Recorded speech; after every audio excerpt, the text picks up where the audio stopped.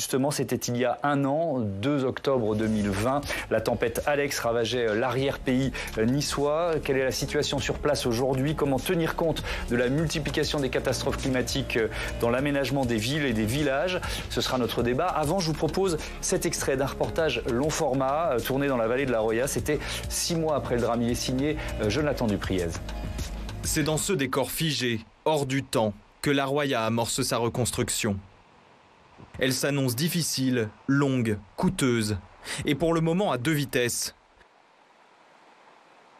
D'un côté, les infrastructures lourdes captent la majorité des financements.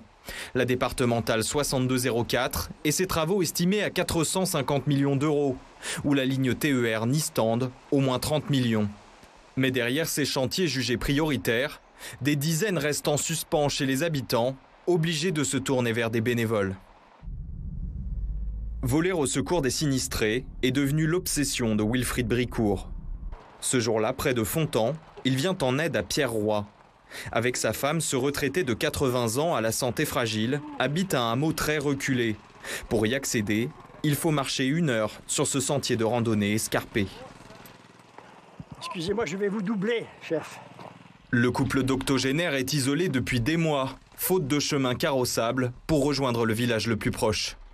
Nous avons une piste, mais après la tempête Alex, cette piste est restée impraticable. Il y avait des ravines de 1 mètre à 80 cm de profondeur, ce qui fait que ce n'était plus du tout praticable avec un véhicule quel qu'il soit, même un 4x4 impraticable.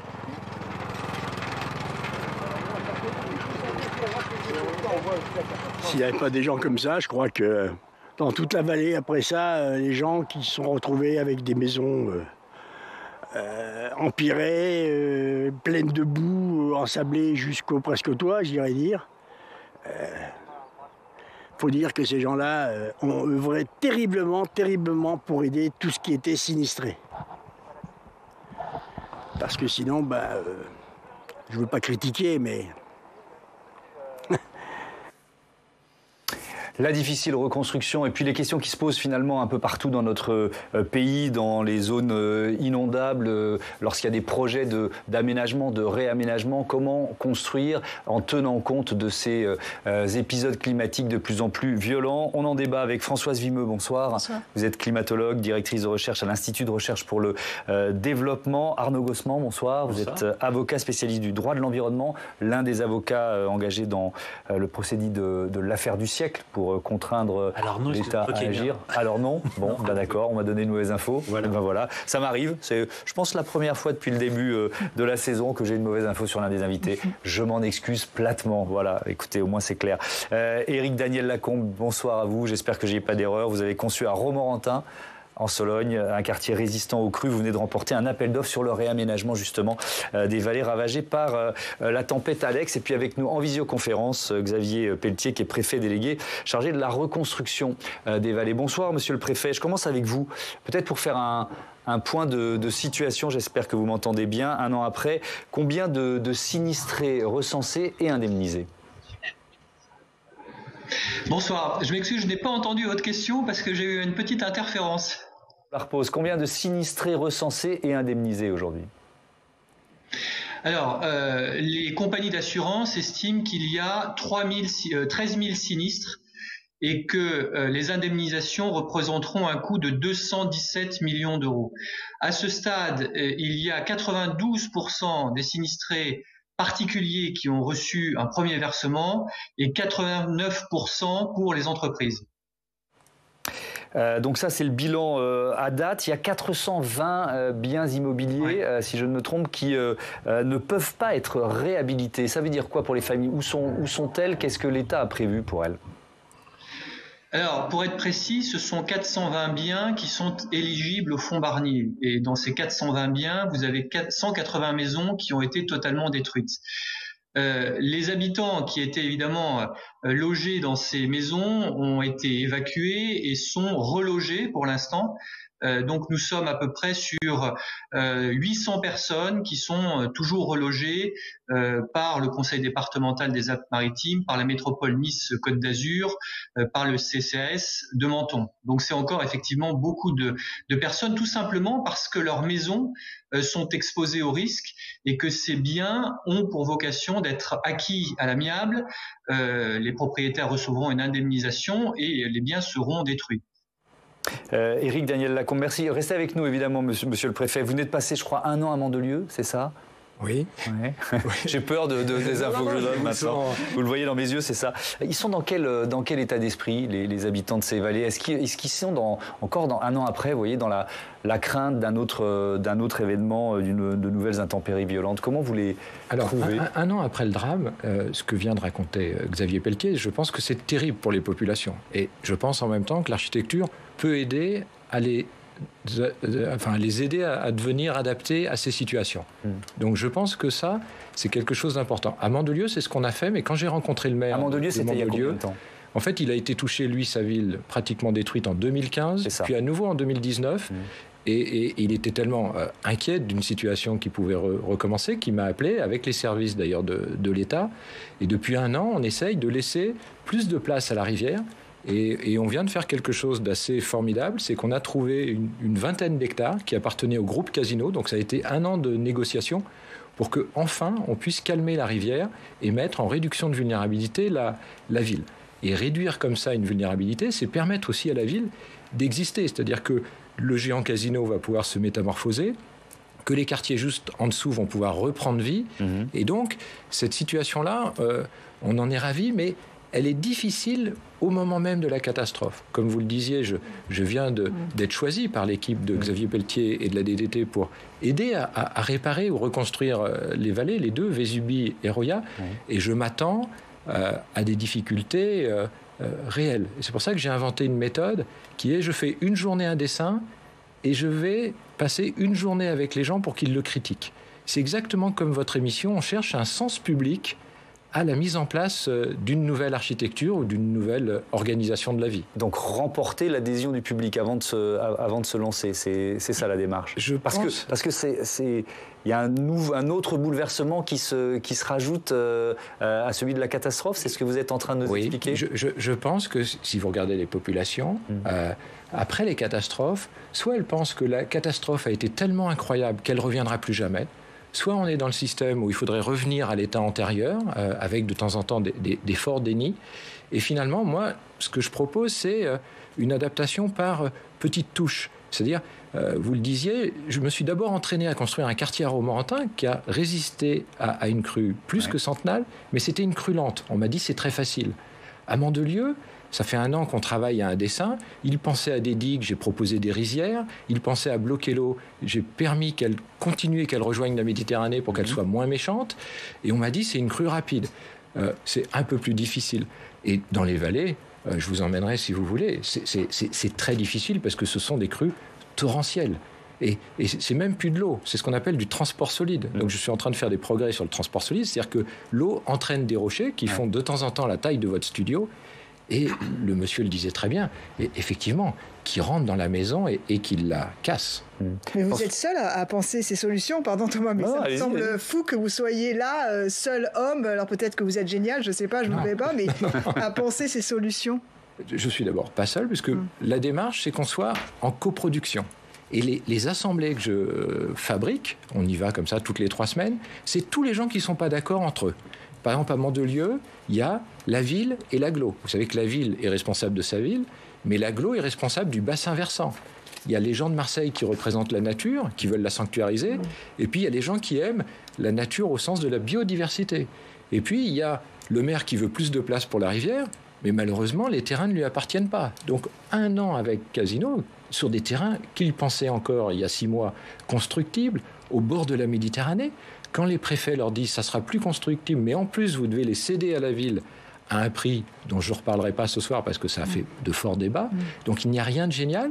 Je pense que ce sont des formes de diplomatie inventive tout à fait intéressantes à mettre en place. Je voudrais qu'on revienne sur ce qui s'est passé il y a 2 ans, Françoise Vimeux. C'est quoi? C'est la conjonction de plusieurs phénomènes climatiques, c'est ça? Exactement. En fait, ce qui s'est passé, c'est qu'on avait une forte tempête sur l'océan Atlantique. Et puis, en même temps, on avait un épisode méditerranéen qui était en train de se développer. Et donc, cette tempête Alex, ça n'est pas elle qui a frappé directement le littoral du sud de la France, mais elle a favorisé en fait cet épisode méditerranéen. Elle est venue l'intensifier et ça a permis une entrée très rapide, très brutale en fait d'air chaud et humide en provenance de la mer Méditerranée. Et cet air en fait s'est confronté à de l'air froid, plus en altitude, et toute l'eau qui était contenue dans l'atmosphère est retombée très brutalement sur un temps très courant. Et on est effectivement confronté à une multiplication, là il n'y a pas de débat scientifique, une multiplication d'épisodes climatiques plus violents. Alors en fait, on voit très bien, et le rapport du GIEC qui est sorti début août le rappelle, le réchauffement de l'atmosphère et des océans vient exacerber des événements extrêmes, que ce soit des événements de pluie torrentielle, des sécheresses ou des vagues de chaleur. Et ça vient intensifier ces événements, mais ça vient aussi multiplier leur probabilité d'occurrence. Et en particulier, ça touche effectivement, enfin ça concerne les événements méditerranéens. Arnaud Gossement, quelle leçon vous tirez de ce qui s'est passé dans les vallées des Alpes-Maritimes il y a 1 an, sur le plan juridique, de l'action juridique? Sur le plan juridique, ce qui est frappant, c'est qu'on a un droit qui est surtout axé sur la prévention de ces risques qu'on qualifie de risques naturels. Et Françoise Vimeux l'a bien expliqué, ces risques naturels ne sont plus si naturels que ça, ils ont été accélérés, intensifiés, multipliés par l'action de l'homme, c'est le changement climatique. Donc déjà, il va falloir passer d'un droit des risques naturels à un droit des risques générés par le changement climatique. Et puis même, cette prévention ne marche pas très bien. Dans la vallée de la Roya, par exemple, certaines communes ne savaient pas qu'elles étaient soumises à un risque majeur d'inondation, et un certain nombre d'habitants, notamment à Breil-sur-Roya, ont découvert qu'effectivement, dans ce plan, eh bien, ils n'étaient pas classés à risque par rapport à un risque de crue. Et puis la deuxième chose qui est très importante, et je rebondis sur ce que vous venez de dire, c'est que notre droit, il est surtout axé sur la prévention, qui ne marche pas toujours très bien, et pas tellement sur l'adaptation. Ça commence à changer, mais sur tout le littoral, il va falloir s'adapter. S'adapter, c'est parfois exproprier des gens. Vous avez tous vu, vous savez, cette résidence Le Signal qui se trouve en bord de mer, le trait de côte recule, et donc cette résidence va s'effondrer un jour ou l'autre. Il faut pouvoir... On est à Soulac, si je ne me trompe. Alors, c'est sur cette côte-là, effectivement. Et ce qui est très intéressant, c'est que ces habitants ont acheté leur maison à une époque où la mer était beaucoup plus loin, et ils l'ont vu se rapprocher, et c'est eux-mêmes qui souhaitaient être expropriés à la fin. Et puis, Mandelieu, c'est un exemple dont on parle beaucoup, parce que il est extraordinaire, mais en même temps, il est un peu trop isolé aujourd'hui. Mandelieu, c'est typiquement la commune que je connais très bien, sur laquelle on a urbanisé au lendemain de la Seconde Guerre mondiale.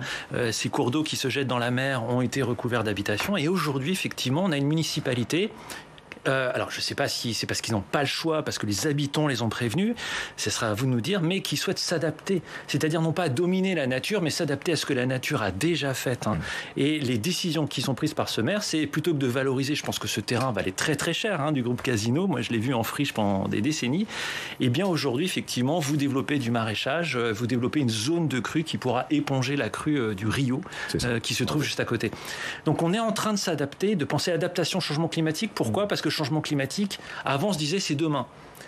Aujourd'hui, on comprend que c'est aujourd'hui. On est dedans, presque. On est à la remorque du changement climatique. C'est bien le problème, c'est que ça arrive et donc on crée des solutions après. Mais est-ce que c'est durable ? Parce que madame, vous nous dites que ça va revenir. Est-ce que ça va revenir plus fort ? Est-ce que vos solutions vont être suffisamment résistantes ? Enfin, on comprend l'angoisse des populations sur place.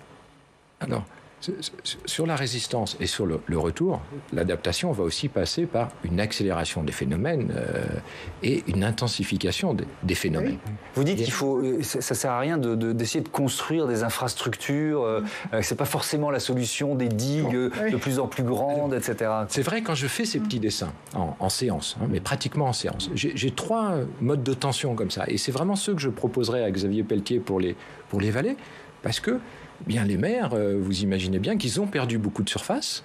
Ils sont en plus dans des endroits encaissés, et donc la question de la surface ou celle du foncier, si vous la traduisez en termes de propriété, va être importante. On a 3 systèmes de curseurs. Le premier, c'est est-ce qu'on choisit des protections artificielles, qu'on a appelées des digues, ou des régulations naturelles ? Je pense que ce débat-là peut occuper une assemblée pendant plusieurs semaines.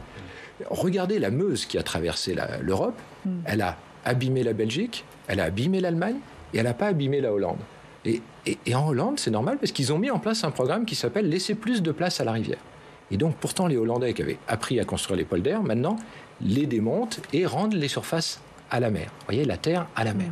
Et ça, c'est des phénomènes d'évaluation très importants. Mais ça va être une des grandes questions que Xavier Pelletier connaît bien, entre les gens qui voudront une protection pour retrouver finalement la situation d'hier, ou de se dire, finalement, qu'est-ce qu'on fait et quel est le curseur avec lequel on donne de la place à la rivière.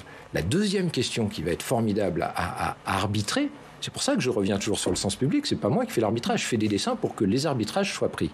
C'est la question de, est-ce qu'on considère la nature comme un fléau ou est-ce qu'on engage une convivialité avec elle? Et c'est difficile au lendemain d'une catastrophe, surtout quand il y a eu des décès, de se dire que c'est pas un fléau.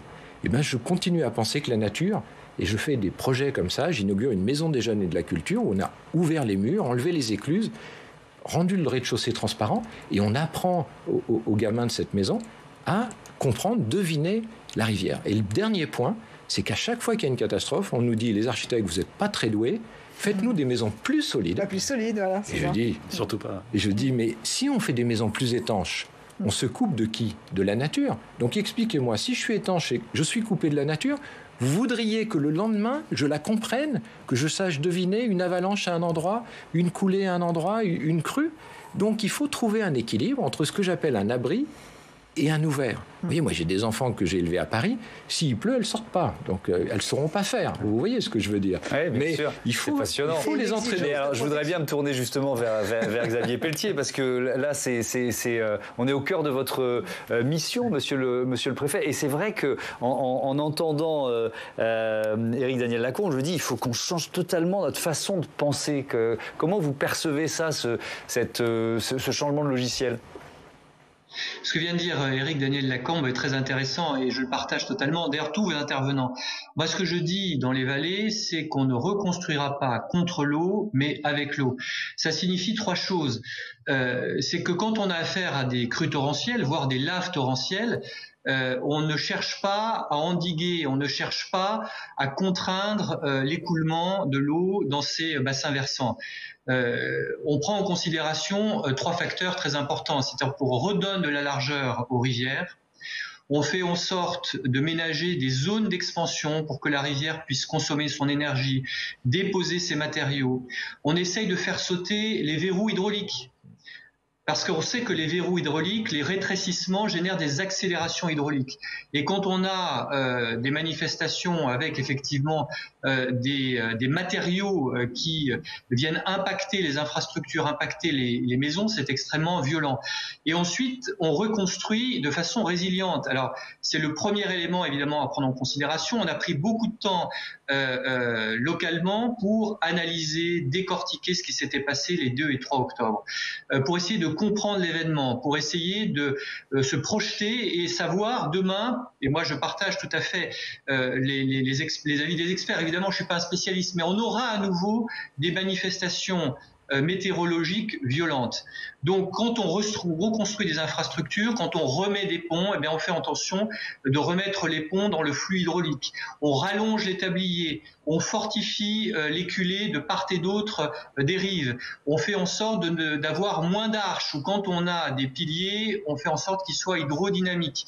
On remettra dans la Roya des ponts avec sans piliers, donc pour effectivement faciliter les mouvements hydrauliques. Et ça, on explique ça aux gens. J'organise régulièrement des réunions d'information avec les sinistrés pour leur faire comprendre, pour faire de la pédagogie. Il faut vraiment donner à voir aux gens le risque, bien l'éclairer et expliquer. On a une chance inouïe en France. On a un régime de catastrophe naturelle avec un fonds de prévention des risques naturels majeurs, communément appelé fonds Barnier, qui permet finalement de tirer tous les enseignements d'un événement comme celui qu'on a vécu ici. On ne reconstruit pas dans les zones de risque, ça c'est évident. Et quand on a des maisons qui sont exposées au risque, eh bien, on met en œuvre le fonds Barnier, on acquiert ces maisons, les gens sont indemnisés, ils peuvent aller se reloger dans des zones à l'abri de l'aléa. C'est extrêmement important. Et vous le disiez tous, il faut apprendre à vivre avec les risques. Quand on regarde la carte des risques dans les vallées, eh bien, c'est une exposition aux crues torrentielles, aux laves torrentielles, aux avalanches, aux chutes de blocs, aux affaissements de terrain. Je crois qu'on a tout le panel, et il y a aussi un risque sismique dans les Alpes-Maritimes, comme vous le savez. Je crois qu'on a tout le panel des risques. Ouais. Xavier Pelletier, je voudrais qu'on revoie ensemble une séquence. Vous êtes partie prenante. C'est un autre extrait du reportage long format qu'on a vu en ouverture de ce débat. Donc, les équipes de Public Sénat sont retournées dans les vallées sinistrées. C'était il y a 6 mois, donc 6 mois après la catastrophe. Vous êtes apostrophé par les habitants, regardez. On ne vous laissera pas tomber, on ne vous abandonnera pas. C'est pas une question d'abandonner, vous ne comprenez pas ce que... Nous, on a fait cette maison en 2011, on a mis notre sang là-dedans, notre fatigue, notre main, on a tout fait de nos mains. Et on nous annonce qu'on va tout perdre pour une histoire d'enrochement. Parce qu'on va faire une rivière de 15 mètres de large. C'est pas ça le sujet. Le sujet, c'est que demain, si un événement dramatique se reproduisait, que vous ne perdiez pas la vie parce qu'on vous a dit que vous pouvez rester. Je vous dis franchement, je l'ai dit à mon mari ce matin quand on m'a annoncé ça, je préfère être dans la maison et partir avec la maison. Xavier Pelletier, voilà, on est vraiment au cœur de la démonstration qu'ont fait les uns et les autres. Et j'imagine que la situation n'a pas beaucoup changé en 6 mois. Alors c'est vrai qu'on a beaucoup de traumatisme encore, il y a encore beaucoup de douleurs, il y a des deuils, il y a beaucoup d'angoisse. Moi je rencontre régulièrement les médecins, notamment le responsable de la maison de santé de la Roya, qui me dit très régulièrement, voilà, les enfants, quand il se met à pleuvoir, se mettent à pleurer. On suit à peu près 1700 personnes qui sont extrêmement fragiles. Alors là, le cas qu'on a vu à l'image, effectivement, c'est une maison qui aujourd'hui est fortement exposée au risque puisqu'il y a eu un exhaussement du lit de la rivière de plus de 10 mètres. Et en fait, la maison est aujourd'hui en dessous du niveau du lit de la rivière. Donc elle est très exposée. Il faut faire de la pédagogie, il faut essayer de trouver des solutions. En l'occurrence, pour cette famille, on va faire des divisions de parcelles. Puisque les propriétaires ont une grande parcelle, on va essayer de reconstruire sur le haut de la parcelle qui est à l'abri de l'aléa, à l'abri du risque. Mais là, on ne le voit pas forcément très bien sur l'image, mais la maison, effectivement, il suffirait d'intempéries, même pas forcément d'une grande intensité, pour qu'elle soit très fortement exposée, avec une mobilisation très importante de matériaux. Et le risque, effectivement, c'est l'engravement de la maison, c'est-à-dire que la maison soit totalement noyée sous les pierres et sous les roches. Merci de ce témoignage. Restez avec nous. On va élargir sur le risque politique, Laetitia Krupa, parce que on peut dire qu'une catastrophe, et puis il y a des exemples dans le passé, une catastrophe climatique mal gérée, ça peut être potentiellement dévastateur pour l'exécutif, pour le pouvoir en place. Oui, on le voit, c'est une illustration parfaite de ce qu'on appelle la communication de crise, parce que c'est une crise, voilà, une catastrophe comme celle-là, le politique arrive et doit parer à l'urgence. L'urgence, monsieur, c'est le traumatisme immédiat, mais aussi l'exigence de protection.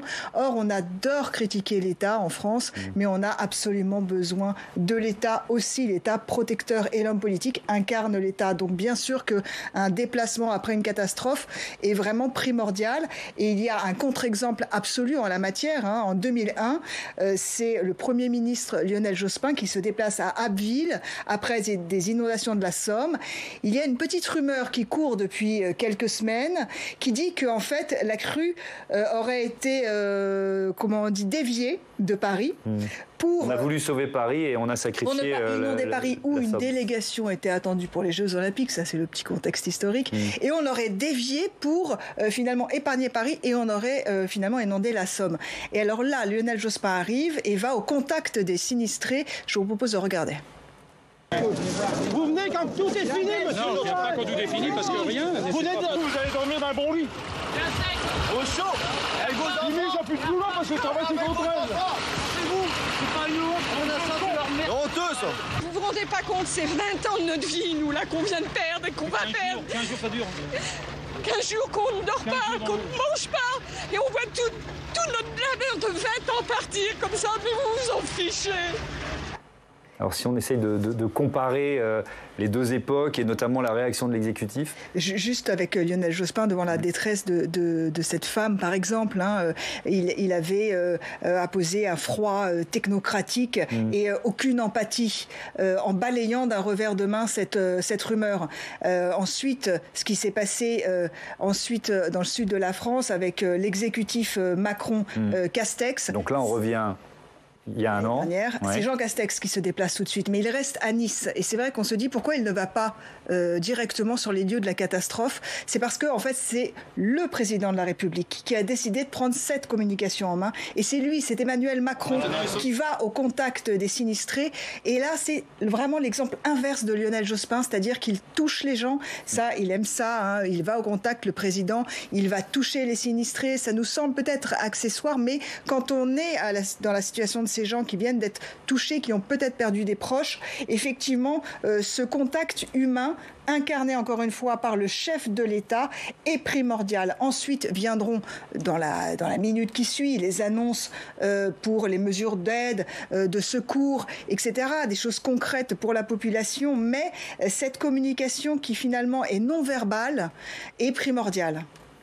Je voudrais qu'on aille au-delà. Donc ça, c'était vraiment l'aspect de la communication politique. Arnaud Gossement, sur l'aspect juridique, c'est vrai que pendant des années, c'était plutôt localement qu'on se posait les questions des conséquences en parlant du plan d'occupation des sols, des zones inondables, des permis de construire, etc. Et c'était localement qu'on se disait, on cherche des responsables, on cherche des coupables. Maintenant, il y a effectivement un mouvement pour aller plus haut, pour mettre en cause l'État, pour faire pression sur l'État. Oui, c'est très juste ce que vous venez de dire. Il y a un paradoxe. À la fois, il y a une demande d'État de protection qui est très forte et en même temps, c'est une injonction contradictoire, une accusation de l'État, une mise en accusation de l'État qui n'en ferait pas assez, qui ne serait pas assez dans la protection, dans le secours. Effectivement, vous faites référence à ce qu'on appelle l'affaire du siècle. C'est un recours qui a été déposé par plusieurs associations de défense de l'environnement, dont Greenpeace, devant le tribunal administratif de Paris.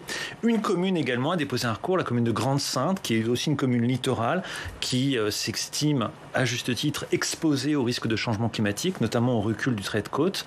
Et ces recours, il y en a beaucoup dans le monde, mais ces 2 recours déposés en France ont, grosso modo, je simplifie, pour objet de faire reconnaître la responsabilité de l'État dans l'aggravation du changement climatique. Alors, c'est vrai que le tribunal administratif de Paris, en février, a déjà reconnu une faute de la part de l'État, une carence fautive. L'État fixe des engagements de réduction des émissions de gaz à effet de serre, ne les tient pas par la suite. Quand on dit l'État, ce n'est pas que le gouvernement, bien entendu. C'est l'État, ça dépasse le gouvernement, c'est l'appareil administratif, mais aussi les élus, voire la population. Ne respecte pas ses engagements. Et la question, c'est qu'est-ce que peut le juge en face de ça ?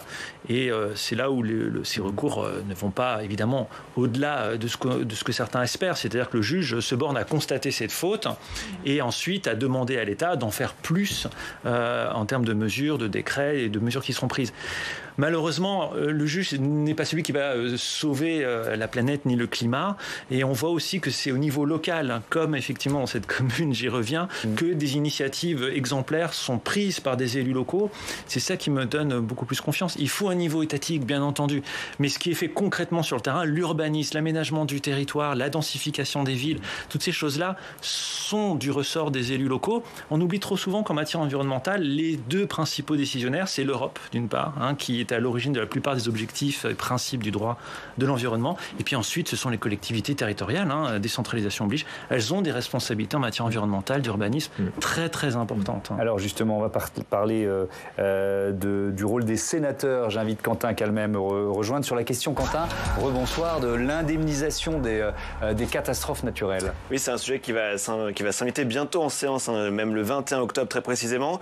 Les parlementaires, les sénateurs et les députés qui travaillent sur ce sujet depuis de nombreuses années. On a retenu quelques chiffres d'ailleurs dans leur rapport parlementaire de 2019 aux sénateurs. Regardez, dans ce rapport, on notait qu'un Français sur 4 est exposé au risque d'inondation et que presque toutes les communes en France ont été touchées par une catastrophe naturelle depuis 1982, date de la dernière loi sur le sujet. Ce qui pousse donc ces députés et sénateurs à se plancher à nouveau sur le sujet en séance. L'idée principale d'un texte donc qui arrive en octobre, c'est un crédit d'impôt pour la prévention des aléas climatiques pour permettre aux particuliers de déduire de leurs impôts le coût des travaux. Oui, et le Parlement veut aussi rallonger certains délais pour pouvoir faire jouer son assurance. Exactement, tout à fait, notamment face aux conséquences liées à la sécheresse. Alors c'est peut-être un des risques que vous avez le moins évoqué pour l'instant sur ce plateau, mais parce qu'on voit rarement en fait immédiatement les conséquences de la sécheresse sur sa maison après un épisode de canicule. Le texte prévoit donc de rallonger les délais pour saisir son assureur, car c'est parfois après plusieurs années qu'on voit des fissures apparaître sur les murs de sa maison. La proposition de loi qui est mise en octobre, vous voyez, qui prévoit aussi de pouvoir faire indemniser par les assureurs les frais de relogement en cas de catastrophe naturelle. Et dernier pan du texte, les parlementaires veulent mieux encadrer la reconnaissance même de l'état de catastrophe naturelle. Les sénateurs avaient jugé cette procédure peu transparente. Alors désormais, si cette loi est adoptée, les élus locaux pourront faire appel d'une décision défavorable d'un arrêté d'état de catastrophe naturelle. Et enfin, la proposition de loi met en place un délégué auprès du préfet en charge de cette reconnaissance. Merci Quentin. Voilà, dans cette émission, on a chaque jour un journaliste de la rédaction de Public Sénat qui intervient, qui fait un zoom sur un point très factuel. Françoise Vimeux, comment est-ce qu'on peut évaluer quand il y a une catastrophe climatique ce qui est imputable ou non à l'activité humaine? Est-ce que vous avez les outils pour le faire? Oui, alors on a des outils. En fait, on fait ces études qu'on appelle des études d'attribution. Elles prennent généralement aujourd'hui 3-4 semaines. Et en fait, quand il y a un événement extrême, que ce soit une vague de chaleur, une sécheresse ou une pluie torrentielle, on regarde si cet événement aurait pu avoir lieu dans un climat non modifié par l'homme. Donc en fait, on fait une simulation climatique dans laquelle on enlève le surplus de gaz à effet de serre qui a été mis dans l'atmosphère par les activités humaines. On fait tourner sur plusieurs siècles et on regarde si on voit ce genre d'événement. Alors par exemple, pour les inondations qui ont lieu en Allemagne au mois de juillet, eh bien on a eu ces études d'attribution qui ont été réalisées et qui ont montré qu'en fait le changement climatique est venu aggraver cette situation météorologique qui est classique par ailleurs, qu'on avait déjà connue. Et en fait, c'est venu aggraver par le cumul des précipitations. Et ce qu'on voit dans les événements extrêmes de pluie torrentielle, c'est pas tant le fait que la probabilité d'occurrence va augmenter, c'est le fait que les cumuls vont être de plus en plus importants. Par exemple, si par malheur nous allions sur un réchauffement qui atteindrait 4 degrés à la fin du siècle, on sait que pour les événements de pluie torrentielle, on pourrait avoir 30% en plus de pluie. Oui, alors je vous propose un autre document pour avancer dans la question de la reconstruction et des choix que l'on peut faire. On a décidé avec la rédaction de Public Sénat de retourner à Vaison-la-Romaine. Vaison-la-Romaine, souvenez-vous, c'était le 22 septembre 1992, la crue de Louvèze qui avait provoqué la mort de 32 personnes. Jonathan Dupriez. Difficile de le croire, 29 ans après. Ce parc de loisirs arboré était l'un des endroits les plus touchés lors de la catastrophe de Vaison-la-Romaine. Claude Haut était maire en 1992. Ses souvenirs sont intacts. C'est un quartier qui était très vivant puisqu'il avait à l'époque un supermarché, quelques commerces autour et surtout une cinquantaine d'habitations qui représentaient l'ensemble de ce terrain que l'on voit autour de nous. Et tout cela a été bien entendu rasé et détruit pour laisser la place à cet espace. C'est chouette d'en avoir fait ça. Ouais. Super, de l'avoir conservé. Ah ben c'est-à-dire c'était obligé. Pour l'ancien maire, c'est la réalisation la plus symbolique de son mandat. À quelques mètres d'une stèle en hommage aux victimes, ce lieu endeuillé a finalement retrouvé la vie.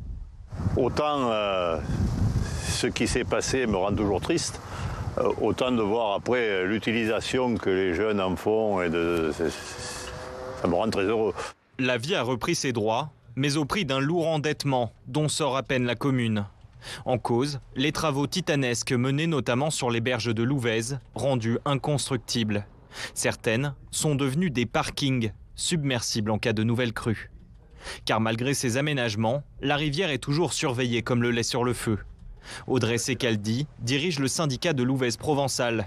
Avec son équipe, c'est elle qui est chargée de la prévention des inondations et de l'entretien du cours d'eau pour le compte de 49 communes. On va couper les arbres qui sont dépérissants ou qui penchent trop dans la rivière pour éviter qu'ils tombent dans l'eau et qu'ils viennent bloquer les ponts. On vient, suite aux crues, faire des travaux de désembâclement. Donc si malgré tout, il y en a des arches de pont qui ont été un peu bouchées, on vient désobstruer immédiatement. Et puis on vient faire ce qu'on appelle des opérations de scarification. Donc sur les bancs de galets, on vient les gratter pour qu'ils puissent être remobilisés à la prochaine crue et donc permettre au cours d'eau de garder sa largeur originelle. De son côté, la ville assure être passée à autre chose. Mais la menace reste prise très au sérieux. Au gré des ans, les élus ont mis en place un arsenal préventif. Plan communal de sauvegarde, sensibilisation des riverains aux risques majeurs. Vaison-la-Romaine doit composer avec le risque climatique. Est-ce qu'on est assez serein tout le temps ? Je l'espère. Je le souhaite vivement. Après, il peut toujours arriver une nouvelle catastrophe dont on ignore les conséquences. Ouais. Mais je pense que le principal a été fait. Portée par ses 150 000 touristes annuels, Vaison-la-Romaine a su panser ses plaies et préfère ne plus regarder en arrière. Hormis les 22 septembre, où des gerbes viennent toujours commémorer la mémoire des 47 victimes. Et c'est vrai que le bilan s'est aggravé après, hein, le bilan de 32 morts, c'était juste après la catastrophe. Il se trouve que moi j'étais à Vaison-la-Romaine à l'époque, je me souviens que le seul pont qui avait tenu c'était le pont moyenâgeux et que évidemment la polémique c'était sur la question des permis de construire en zone inondable. Arnaud Gossement, il y en a beaucoup malheureusement encore aujourd'hui en France, des lotissements qui sont en zone inondable. On va pas tous les détruire pour faire ce qui s'est passé là. C'est quoi la solution? Ça rejoint la problématique que vous avez évoquée dans votre séquence précédente avec Lubrizol, c'est-à-dire des constructions industrielles ou d'habitation qui sont là. Alors certes, le droit progresse, il y a des nouvelles exigences, des nouvelles normes, des nouveaux plans, mais les constructions sont antérieures. Donc on ne peut pas faire en sorte facilement de porter atteinte au droit de propriété de ces personnes qui ont acheté des maisons à cet endroit-là, qui ont obtenu des permis de construire en toute légalité à une époque où le droit était beaucoup moins foisonnant, et puis à une époque où aussi on n'avait pas la culture du risque. Il y a non seulement effectivement une erreur de la part de l'État ou des maires parfois d'avoir délivré ces permis de construire, mais il y a aussi une erreur de la part de certains habitants d'avoir sous-évalué des risques. Le reportage qu'on a vu tout à l'heure, ces scènes d'accueil effectivement d'un haut fonctionnaire avec des personnes qui ne sont pas contentes parce qu'on va leur interdire d'habiter au même endroit, on les a eu partout où il y a eu des épisodes d'inondation. À la Faute-sur-Mer par exemple, à la suite de la tempête Xynthia, certains habitants qui se trouvaient pourtant dans la cuvette avec des maisons qui avaient été submergées ont fait des recours contre les décisions de l'État de rendre inconstructible la zone. Donc il y a aussi, si vous me permettez cette expression un peu malheureuse, mais une sorte de schizophrénie de chacun, où on est conscient des risques, mais on se dit, moi, ça ne se passera pas pour moi. Moi, ma maison, elle échappera à ça. Ça s'est passé qu'une fois, c'est exceptionnel. Ce que nous disent les climatologues, c'est que personne n'est à l'abri. Le changement climatique, c'est pas juste dans les pays au-delà des frontières, c'est chez nous. Ça va être de plus en plus souvent, de plus en plus violent, et ça concerne tout le monde. Et c'est ça un petit peu cette culture du risque qui nous manque aujourd'hui. Éric Daniel Lacombe, dans le reportage, il y avait la question de l'endettement de la ville pour pouvoir reconstruire, tenir compte de ce qui s'était passé, refaire une zone finalement de loisirs autour du fleuve. Moi, ça me renvoie à la question de la perte de valeur d'une zone après une catastrophe. Est-ce que finalement, les solutions que vous proposez, ça pourrait permettre d'inverser cette logique? J'espère, parce qu'en fait, vous avez cité d'un mot les assureurs, et je vois les assureurs lâcher un maximum de biens. J'ai travaillé pendant 2 ans pour les campings, ils ont du mal à être assurés. Si vous êtes aux États-Unis, les maisons sont plus assurées. Donc, la question, c'est combien de dégâts et combien d'investissements au départ. Et quand vous dites qu'il faut retourner la situation, j'appelle ça des transformations positives. Qu'est-ce qu'on aurait à gagner à métamorphoser nos habitats, nos paysages, avant même d'être touchés? N'oubliez pas, si vous y étiez à Vaison-la-Romaine, qu'il y avait un camping et une zone d'activité qui sont passés l'ensemble sous le pont. Donc, la transformation positive, c'est celle qui éviterait les dégâts. Romorantin, c'est quand même 0 dégâts en 2016 quand il y a la crue. C'est quand même 900 millions de l'autre côté du département. Donc, ces sommes-là sont à transformer. Qu'est-ce que c'est qu'une transformation positive? Très vite. Le patron du golfe de Mandelieu, il a, dans son golfe, à chaque accident, fait une transformation positive. En 2015, il vous fait un accueil avec un très grand bassin de rétention qui est la plus belle fontaine. En 2019, il fait un trou bordé d'eau qui est splendide. Et là, il vient de faire le plus grand practice du monde où il attire les plus grands spectateurs, joueurs. Donc, c'est ça les transformations positives. Et là, on gagne de l'argent, puisque c'était votre question. Merci beaucoup de vous être interrompu parce qu'effectivement c'est la fin de cette émission. Nos débats passent trop vite mais c'est bon signe, ça prouve qu'ils sont passionnants. Merci à tous d'y avoir participé. Demain dans Bonjour chez vous, Oriane Monsigny reçoit Philippe Martinez, le secrétaire général de la CGT. Je vous donne rendez-vous lundi sur Public Sénat.